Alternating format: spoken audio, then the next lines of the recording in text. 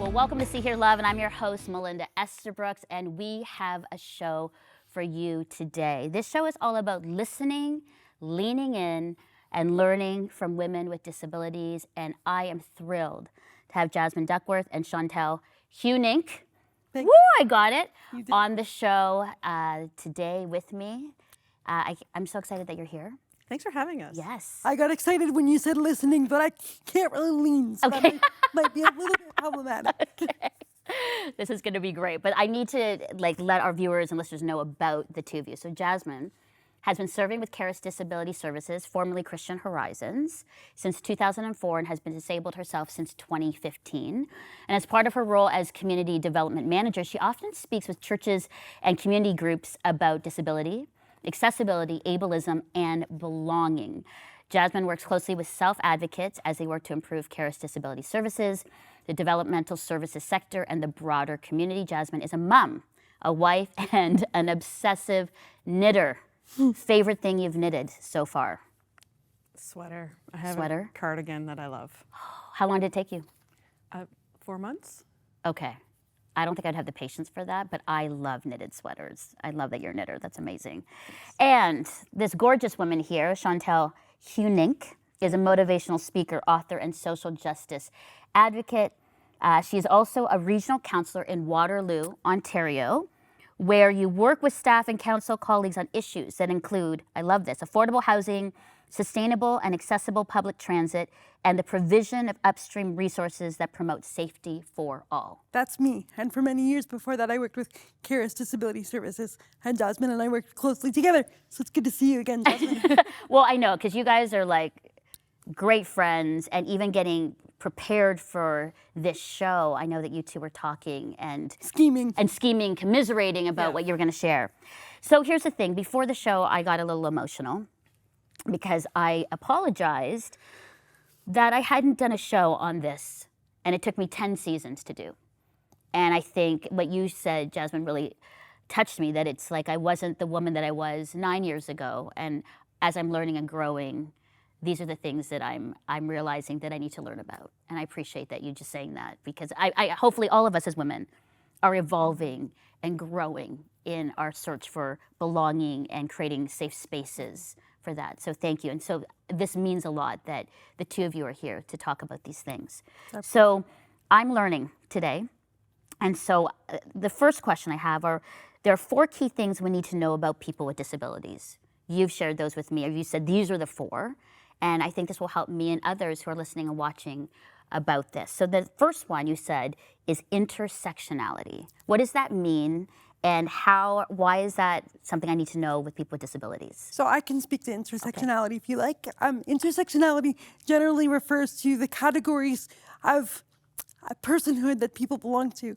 And so for me, I belong to, I'm a woman, I have disabilities, so I belong to the disability community. I'm a Christian, I'm a Caucasian person.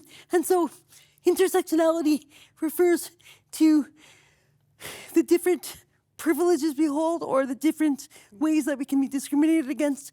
And the big thing about intersectionality is it's not one marginalized identity plus another marginalized identity equals 2 marginalized identities. It's kind of the marginalization changes shape, or the place that you hold in society becomes more and more different, kind of compounds on itself, depending on the different forms of marginalization that you might experience in our society. Wow. Yeah, we both recognize that we hold a lot of privilege as white women, as professionals, educated, articulate, average size. There's so many aspects of privilege we hold, and when I speak with other women or people with disabilities that come from communities of color or different types of disabilities, people with intellectual and developmental disabilities, they face ways of being marginalized that I don't. And so we may both belong to the disability community, but like you talked about, that compounding really gives us different experiences. So we just wanted to, right up front, acknowledge the privilege that we hold as we sit and talk to you here today, because we are just one piece of the disability community. There are a multitude of perspectives out there. And we may be some of the most privileged people with disabilities, Absolutely. being that we are Caucasian and that we are highly educated people. So I really appreciate that. I really appreciate that you've identified that and said, you know what, there's different, what you've said, like groups, and that you have said that you feel like, well, you are privileged in the way of that. See, again, I'm learning. So like, you know, hopefully you'll have some grace for me as I'm kind of processing and listening in. Okay, so that makes sense with intersectionality. The second one that you said was one of the key things we need to know about people with disabilities is the language we use to talk about disability. This is something really interesting because for many areas in culture, we are too afraid to talk or engage because we're too afraid that we will offend. So Like if we say the wrong thing, you know, and not even, and to the extreme of being canceled, or to the extreme of me being, you know, taped on socials, or for me to offend you and then you don't like me and something happens. So then you know what happens? We don't say anything. We don't engage. We diminish. We go small and we go, okay, you know, I don't want to offend, so that I won't bother. And that's a problem too. So let's talk about this language. Help me understand what kind of language to use. So I think what I want you and your listeners to hear today, and the viewers at home, is that language is continuously evolving, and language will always be inadequate. We cannot use one word or a couple of terms to refer to a whole multifaceted person. When I talk about language evolving, 20 years ago, it was very, very important to refer to the person first. And so growing up, I wasn't a disabled person or a wheelchair person. I was a person who used a wheelchair. I was a person with a disability or someone who had a disability. There are many people in my generation that still prefer that because that's what they grew up with. However, kind of the disability pride movement is a little bit reclaiming the fact that disability is not necessarily a bad thing, and even the word disability is not a bad word as long as we don't think of it in terms of hierarchy, in terms of non-disabled people being better. And so, Jasmine, I don't know if you want to talk about disabled bodies and such. Sure. So I know I work with a lot of people at CARIS that prefer person-first language. In the communities, people with developmental and intellectual disabilities, they still tend to prefer that because they're still fighting hard to be seen as full people first and to not be discounted because of their disabilities. And so I absolutely appreciate and respect that view. So whenever I'm talking about the people I work with, I do tend to use person-first language, person with disability. For myself, I'm very comfortable using identity-first language to say that I'm disabled or I'm a disabled person.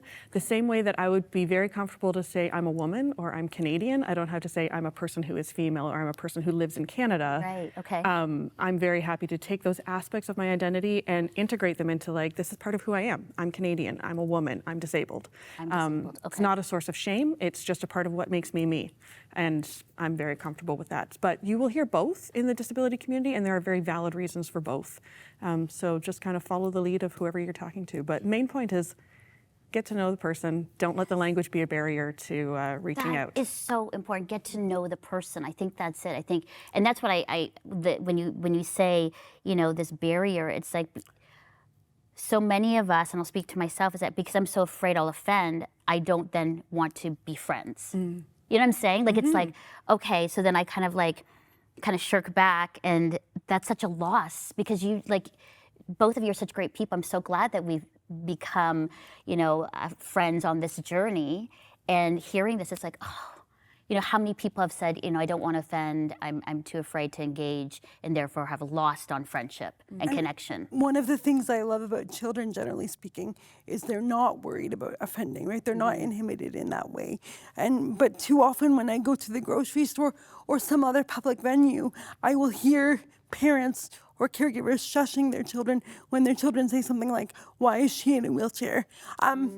From my perspective, it's not a bad question. It's honest, it's curiosity. And if you shut that down, that could lead to awkwardness or worried about offending years down the road, such that building a natural relationship becomes less possible. So wherever possible, don't shush your kids. Maybe teach them to ask questions respectfully and coming from a good place. Oh, I like that. Yeah, That's really, really good advice. And that's a good conversation for parents to have. To say, hey, you know what? There's all kinds of people in the world, and if you're curious, ask a question. And just like you said, you might offend me. I'm sure there are offensive disabled people out there. And so if someone with a disability offends you, don't give up. Right? Okay. We need to be graceful on both sides. I love that perspective. Okay. Oh, that's good, Chantel. Okay. And finally, the last one, created in God's image. This is the fourth key that we need to know about people with disabilities, created in God's image. And so on the most basic level, this comes from Genesis 1:27, where God says, let us make humankind in our image. I'm speaking from a theology and disability developed perspective. The communal view of disability goes so far as to suggest that people with various abilities, whether you're able-bodied, whether you have an apparent disability or a non-apparent disability, God created you to reflect some portion of his image. And so together we reflect more of God's image, right? And so it goes so far as to suggest that perhaps disability wasn't a part of the fall, and is actually part of God's intended beautiful human diversity. And that is the view that I ascribe to. That's powerful. All of us are image bearers of God. And All I of need us. you to do what you can't do, and Jasmine to do, I need you to do what I can't do, and Jasmine to do what she can do, so that I can do best what I can do. Oh, that's powerful. That's powerful, Chantel. Thank you. That's amazing. Those are great 4 keys. Intersectionality, the language we use to talk about disability, the prevalence of disability in Canada. We missed that. 27% of Canadians, so over 8 million Canadians live with disability. How many? Over 8 million, 27%. Those are the stats from 2022. Wow. That's all different types of disabilities, so that includes mobility, flexibility, mental health, developmental disabilities, pain-related disabilities, kind of all of it. But that's Canadians age 15 and older, 27% of us. That's a lot. And I didn't know that number was that high. So there are people with disabilities around you all the time. You just may not be able to see it because they might be non-apparent disabilities. Maybe they haven't disclosed. So no matter where we are, definitely viewers today, there are definitely viewers with disabilities watching because we are everywhere. And disability is the only minority to which anyone can join at any time due to illness, accident, or age even. Okay, I'm learning a lot here. The stats go up as you get older. The stats go up. Yeah. So right now you're saying It's 27% overall, but like if you broke that up by age category, you would have the highest numbers in the older age categories. Okay. Yeah. And our population is continuously aging, right? And so the stats of disability are only going to go up in the future. So this is so important. This is why it's so important. And timing, I mean, every day, year is good timing, but this is good timing too, just to know as the stats are getting bigger, these are the things that we need to know and understand. So again, intersectionality, the language we use, the prevalence of disability, and created in God's image. I love that. And now I want to transition into our journeys, your journeys.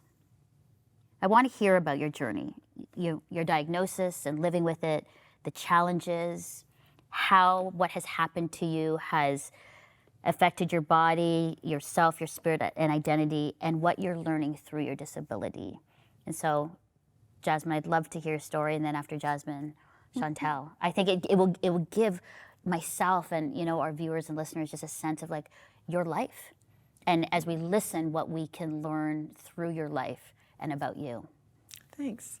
And we're a good match because we have very different stories. And again, thinking of intersectionality, my story is only my story. But 10 years ago, I was diagnosed with a neuromuscular disease called myasthenia gravis. So I was 31, I had a small child, busy life, and I for 2 years, I couldn't work, I couldn't really socialize, I couldn't buy my own groceries, a lot of things I couldn't do. What my disease does, it means that the more I use a muscle, the weaker it gets. There's a problem between the communication between my nerves and my muscles. So if I overuse a muscle, it will get weaker and weaker to the point where it temporarily paralyzes. So for the first 2 years, it was a lot of trial and error of therapies, and I just kind of continuously got worse, and it was very scary. It was a really difficult time for me and my family.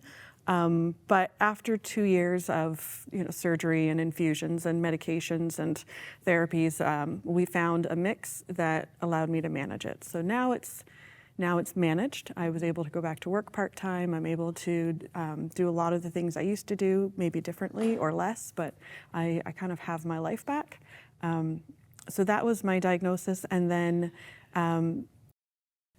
I'm in a good place now, but those first 2 years were really, really hard. I kind of lost my sense of self. I lost my sense of self-worth.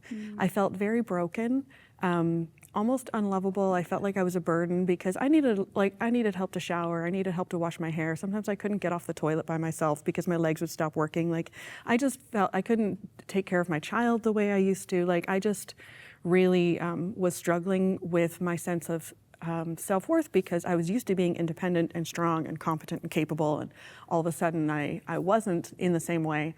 But something that really helped me was I had just gone back to work, and I was talking to a coworker, and he asked if I would consider myself to have disabilities now. And I hadn't thought of the word disability related to myself at that point. I had only thought of myself as chronically ill, as sick, or as broken. And when he said, "Would you consider yourself to have a disability?" I was like, yes. And it was like immediate relief because I have worked with people with disabilities for years. I've had friends with disabilities. I've had disabled role models and mentors and adults in my life when I was a child that were caregivers and professionals, and they were capable and competent. And I never thought that they were broken or a burden in any way. And so when I could see myself as disabled, I was like, oh, I'm just disabled. There's nothing wrong with me. I'm just different than I used to be. And it was like really empowering. It also helped me to be able to advocate for myself, to ask for access, for accessibility things. Even today when we came in, I asked if we could switch chairs, which meant we had to move the mics, the cameras, all sorts of things. But that's because I know that's an access need for me, and so I'm more confident to ask for those things than I used to be. I'm still shy about it. And I'm really proud of you for doing that, because you could have easily were like, no, I don't want to like upset anything, and so I'll just deal with it. So I want to just affirm you. I was really proud that you spoke up, and then our crew just was like, whoop, let's do it. But I just want to affirm that and just say, thank you for being well done for that, because sometimes people wouldn't do that. So, but that's what being disabled does for me. Is it gives me an identity that gives me a place of strength to then be able to advocate for what I might need and what other people with disabilities need. And I work with a group of advocates at CARIS named Our Voices Matter, and they're all people that use CARIS services, and I'm continually learning from them how to advocate, how to speak up for our rights, that it's important that everybody watches out for each other and advocates for each other to make it better. So that's what I would say I'm still learning. Okay. In terms of like my life currently, I use a wheelchair very, very rarely, but I use a walker or a cane almost all of the time. I have biweekly infusions and multiple medications and lots of, it affects everything I do. My brother also has chronic illness. He has this analogy that it's kind of like water. Most of us in North America can go and turn on a tap and get running water in our house at any time, and we kind of take it for granted. And for most people not living with disability or chronic illness, that's their same approach to energy. You just have energy and you just access it when you need it. But for somebody like me who's living with chronic illness or a dynamic disability that changes, it's kind of like you have one jug of water at the beginning of the day, one jug of energy, and you have to ration it to make it last until the end of the day. Oh. So every movement that I make, from whether what kind of pen I use to write with, whether I use a cane or walker or wheelchair, whether I walk up that flight of stairs or talk, all of that I have to calculate and ration my energy to make sure I can get to the end of the day without overdoing it in any one area and having that muscle start to shut down.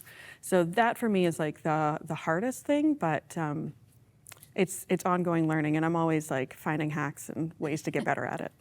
That's good. I love like things like Our Voice Matters that you're part of, and the journey, and using your voice, feeling like, you have agency and saying, I can use my voice to speak up for what I need. And I love that. And I'm grateful that you're here. Thanks for sharing that. Thank you. It's good learning. Yeah, it is a good learning. And, It's always and nice like you learning. said, I'm not the person I was 9 years ago. I'm not the person that I will be in 9 years, but I'll keep learning and I'll keep. Isn't that beautiful, though, Yeah. about life and being a woman, that we're always growing, learning, and evolving, and creating, and it's so good. Okay, Chantal, your story. Love to hear your story. So as Jasmine mentioned, our stories are a little bit different. My disability doesn't scare me because I've had 42 years to 41. I'm still 41. I've had 41 years to adapt. I was born 2 months prematurely, and the birth narrative that I was told by my parents and family, who were very intent on imparting Christian faith to me, was that God had saved me for a purpose, and as it says in Jeremiah 29:11, and so I was very empowered from that perspective, and I started using a power wheelchair at the age of 2. I was a little bit of a terror. I scratched a Corvette when I was 4, and we got riding lawnmower insurance because 4-year-olds shouldn't drive motorized carts or vehicles. And thankfully, my mom was very intent on making sure that I knew that when I needed help, I had the right to ask, whether it be from a parent, a cousin, or a store clerk. When I entered the employment market around 19, 20, 21, I went through a phase that lasted quite a long time, about thinking that I had to compensate for my so-called weaknesses or my disability and make myself be more normal, whatever that means. I don't even really know.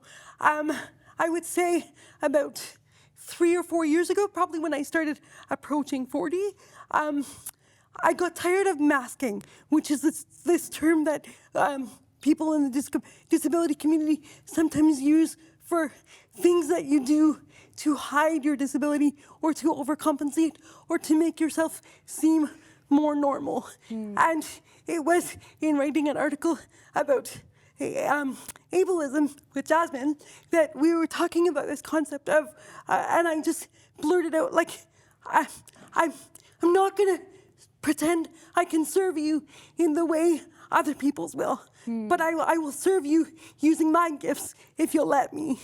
And Wow, that's good.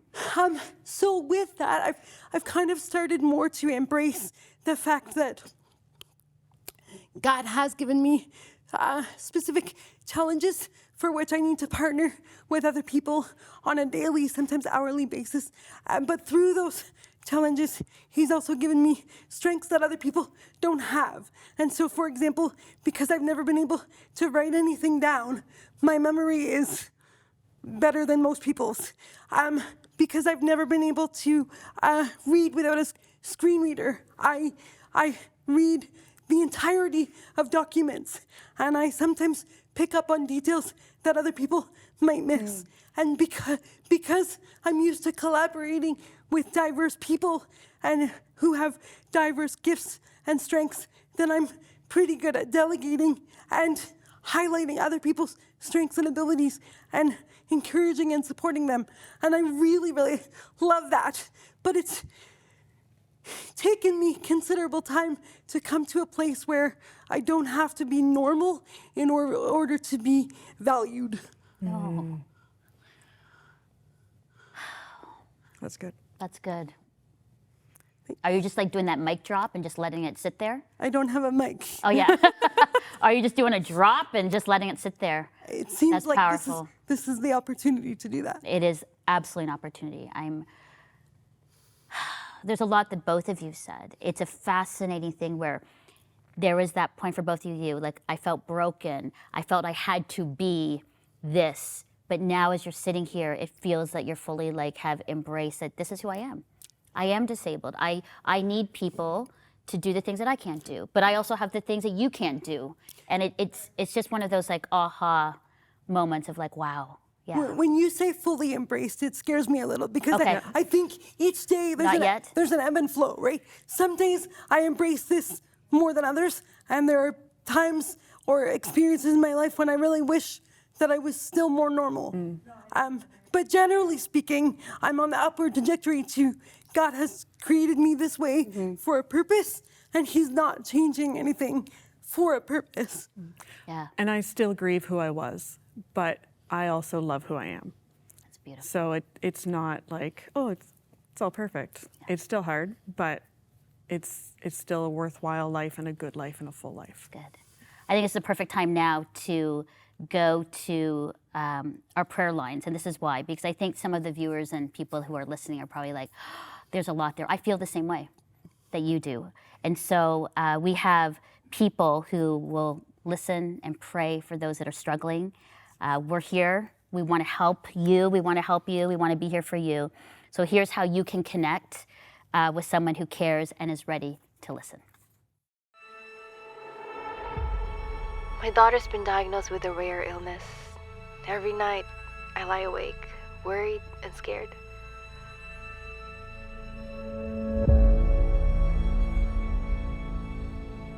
Your prayers have brought us so much peace and strength. You were there for us when we needed it most.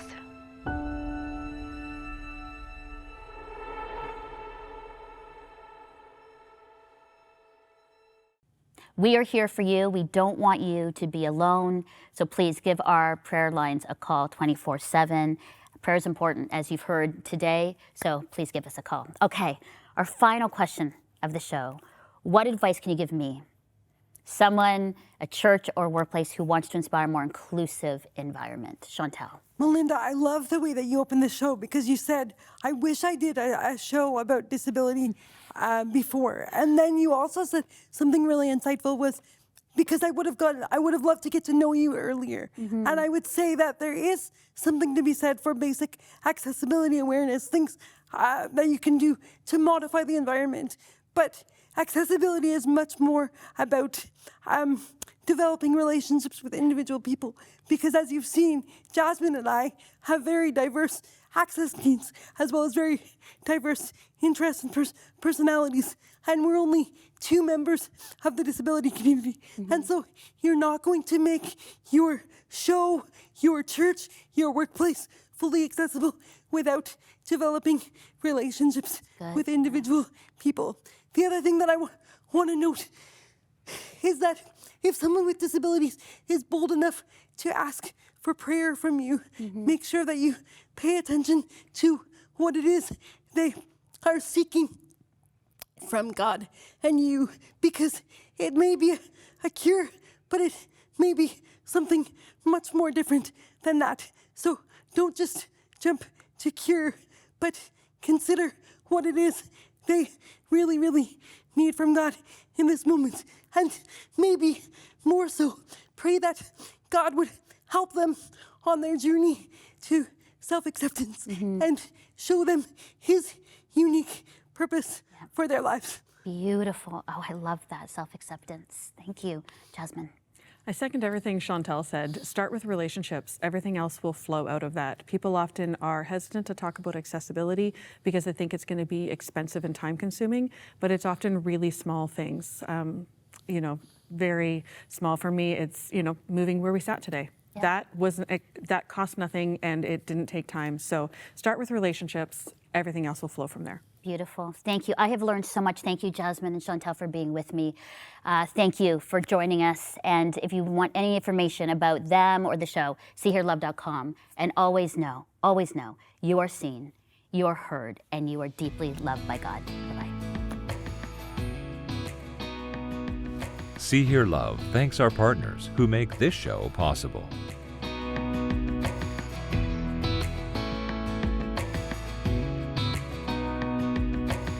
Thank you for your ongoing support of Crossroads, a supporter-funded, nonprofit organization and member of the Canadian Centre for Christian Charities.